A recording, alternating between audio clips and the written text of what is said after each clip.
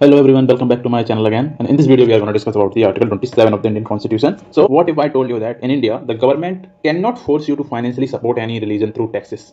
Like, if I give you an example, so imagine waking up one day and finding that a part of your tax money is being used exclusively to promote a religion that you don't follow. It sounds unfair, right? And the maker of the Constitution of India also thought about it. That's why they created the Article 27 of the Indian Constitution, a powerful safeguard that protects both the religious freedom and the secular character of the India. But how exactly does it work? And why it is so important in a country as diverse as India. Let's find it out. तो नमस्कार दोस्तों, आज हम बात करने वाले हैं Indian constitution के एक बहुत ही इंटरेस्टिंग और इंपॉर्टेंट प्रोविजन की, that is article 27 of the Indian constitution.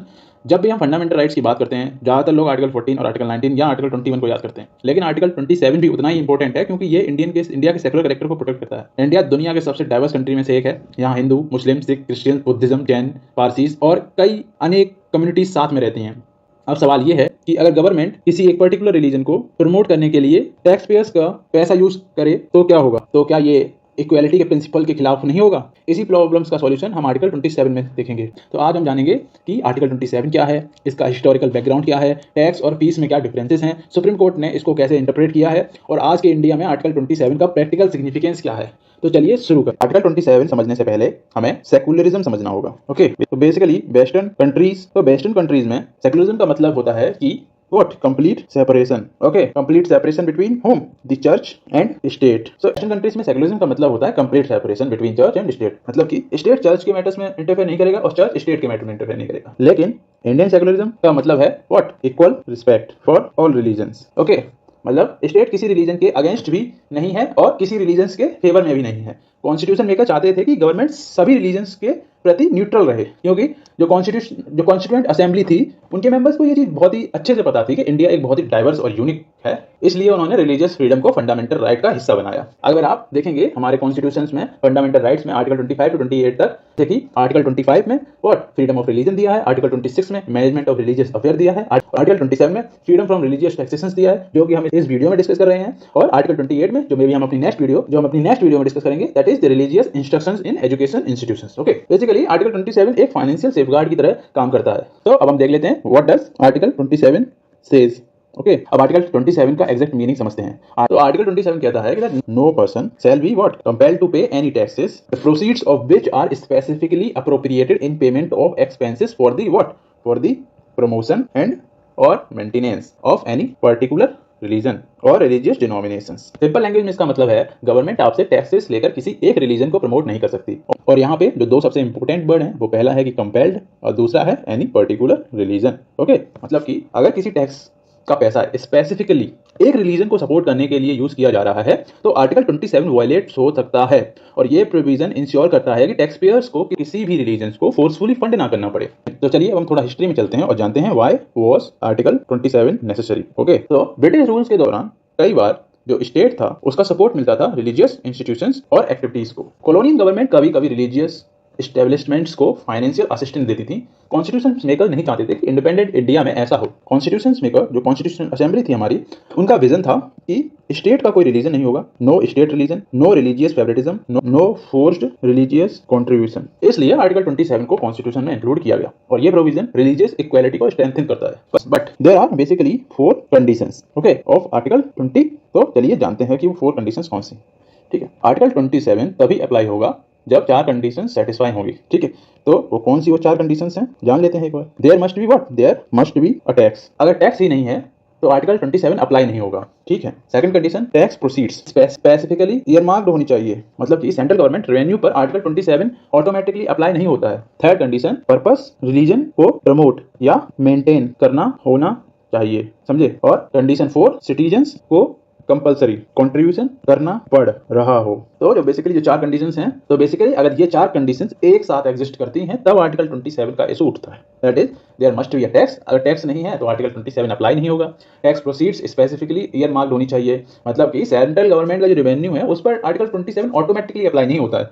ठीक है, मतलब कि जैसे टैक्स पेयर्स हैं, उन्होंने टैक्स दिया गवर्नमेंट को, वो गवर्नमेंट का रेवेन्यू है। अब वो जो रेवेन्यू है उस पर आर्टिकल 27 डायरेक्ट अप्लाई नहीं होगा। अगर वो रेवेन्यू किसके लिए, रिलीजियस पर्पस के लिए या उसको प्रमोट करने के लिए या उसको मेंटेन करने के लिए यूज होगा, तब आर्टिकल 27 अप्लाई होगा और सिटीजन्स को कंपलसरी कंट्रीब्यूट करना पड़ रहा हो। अगर ये 4 एक साथ एग्जिस्ट करती हैं तो आर्टिकल 27 का इशू उठता है। तो आते हैं हम सबसे इंपॉर्टेंट कॉन्सेप्ट पे, टैक्स और फी। कई बार स्टूडेंट इस पॉइंट पर कंफ्यूज हो जाते हैं कि टैक्स क्या होता है। टैक्स कंपलसरी पेमेंट है।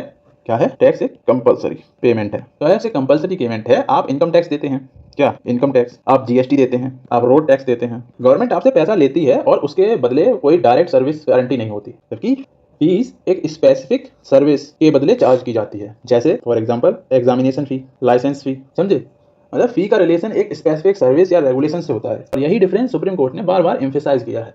तो आर्टिकल 27 टैक्स को प्रोहिबिट करता है, फीस को जनरली प्रोहिबिट नहीं करता और ये डिस्टिंक्शन बहुत इंपॉर्टेंट है। तो अब देख लेते हैं कि आर्टिकल 27 क्या क्या प्रोहिबिट करता है। तो इमेजिन कीजिए गवर्नमेंट एक स्पेसिफिक या स्पेशल टैक्स इंपोज करती है और कहे कि ये पैसा सिर्फ एक किसी पर्टिकुलर रिलीजन के टेंपल या रिलीजियस एक्टिविटीज के लिए यूज होगा। ये आर्टिकल 27 के स्पिरिट के खिलाफ होगा। आर्टिकल 27 प्रोहिबिट करता है स्पेशल रिलीजियस टैक्सेस, मतलब कि आप किसी प्रकार से स्पेशल रिलीजियस टैक्सेस नहीं लगा सकते और आप किसी प्रकार की एक्सक्लूसिव रिलीजियस फंडिंग नहीं कर सकते थ्रू टैक्सेस, और ना ही आप किसी प्रकार के कंपलसरी कॉन्ट्रीब्यूशंस को लागू कर सकते हैं for the promotion of any one religion. Religious favouritism को भी आप प्रमोट नहीं कर सकते थ्रू पब्लिक टैक्सेस। सिंपल सीधी बात, ना ही आप किसी प्रकार के स्पेशल रिलीजियस टैक्सेस लगाएंगे, ना ही आप एक्सक्लूसिव रिलीजियस फंडिंग करेंगे, ना ही आप कंपलसरी कॉन्ट्रीब्यूशंस लगा सकते हैं, ना ही आप रिलीजियस फेवरेटिज्म कर सकते हैं। समझ गए? बट पर ये तो बात हुई कि आर्टिकल 27 क्या क्या प्रोहिबिट करता है। अब आर्टिकल 27 क्या प्रोहिबिट नहीं करता है। आर्टिकल 27 डज नॉट प्रोहिबिट, ठीक है। तो क्या प्रोहिबिट नहीं करता है। अब एक और मिसकंसेप्शन क्लियर करते हैं। क्या गवर्नमेंट किसी रिलीजियस प्लेस को सिक्योरिटी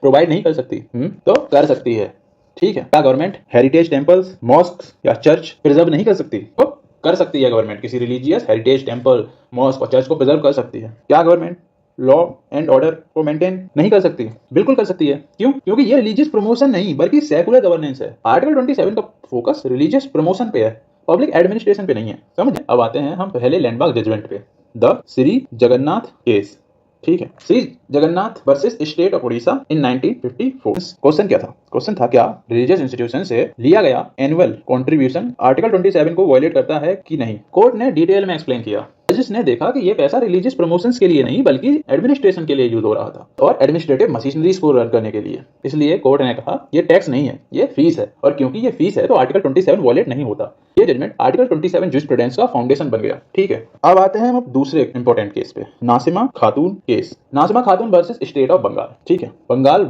वक्फ एक्ट के अंदर जो कॉन्ट्रीब्यूशंस कलेक्ट किए जाता है, कॉन्ट्रीब्यूशंस कलेक्ट किया गया है, उसका पर्पस था इकोनॉमिकली वीकर्स और मेरिटोरियस स्टूडेंट्स को एजुकेशनल सपोर्ट देना। कोर्ट ने ऑब्जर्व किया कि ये वेलफेयर ओरिएंटेड कॉन्ट्रीब्यूशंस हैं, रिलीजियस प्रमोशंस नहीं है और कॉन्ट्रीब्यूशंस का नेचर फीस जैसा है। तो रिजल्ट आर्टिकल 27 अप्लाई नहीं हुआ और ये जजमेंट बताता है कि वेलफेयर मेजर्स और रिलीजियस प्रमोशंस में डिफरेंस होता है। तो आर्टिकल 27 आज के इंडिया में आर्टिकल 27 का इंपोर्टेंट और बढ़ गया है। इंडिया एक मल्टी रिलीजियस डेमोक्रेसी है। हर सिटीजन का टैक्स इक्वली वैल्यूएबल है। हर सिटीजन का रिलीजियस फ्रीडम इक्वली इंपॉर्टेंट है। आर्टिकल 27 इंश्योर करता है कि स्टेट किसी एक रिलीजन का फाइनेंशियल स्पॉन्सर ना बन जाए। ये इक्वालिटी इंश्योर करता है, ये कॉन्स्टिट्यूशनल मोरालिटी को स्ट्रेंथन करता है। तो आर्टिकल 27 ये इंश्योर करता है कि किसी भी सिटीजन को फोर्सफुली किसी रिलीजन को फंड ना करना पड़े। ये इक्वालिटी को प्रोटेक्ट करता है, रिलीजियस न्यूट्रलिटी को स्ट्रेंथन करता है और कॉन्स्टिट्यूशन के सेकुलर विजन को रियलिटी में कन्वर्ट करता है। आखिर में आर्टिकल 27 का एसेंस सिर्फ इतना सा है, स्टेट में regulate religion but it can not compel citizens to finance the promotion of a particular religion through taxes. और इसी प्रिंसिपल में छुपा है इंडियन सेकुलरिज्म। तो thank you for watching the video. Please do like, share, subscribe and